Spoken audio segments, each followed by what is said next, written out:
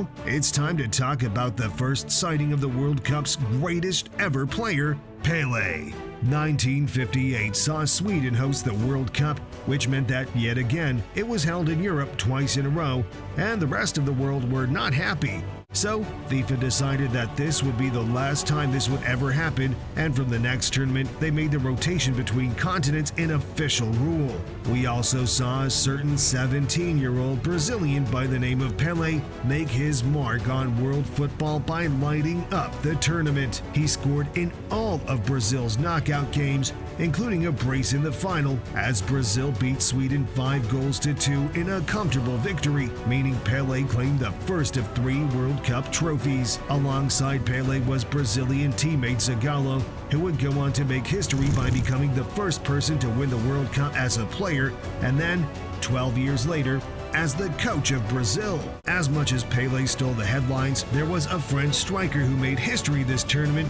by the name of Jules Fontaine, as he scored 13 goals in a single tournament, which meant he averaged more than 2 goals a game, which is a record that is still yet to be broken. But anyway, on to 1962, hosted in Chile, where Brazil went back-to-back to win their second World Cup trophy, beating Czechoslovakia in the final. The fact that this World Cup even took place was a shock, because just 2 years before, there were major earthquakes in Chile, meaning the entire infrastructure for this tournament had to be rebuilt, but somehow they managed just in the nick of time. Now, although Brazil won the tournament, their star man Pele underperformed due to injuries, but luckily they had other stars like Vava and Garrincha who were able to lead them to glory. But Pele wasn't the only underperforming star, because the Soviet Union goalkeeper Lev Yashin, who was one of the best players in the world at the time, also came under a lot of scrutiny for poor performances. This World Cup as a whole was often scrutinized for defensive and even violent tactics at times, which probably reached its peak in a first-round game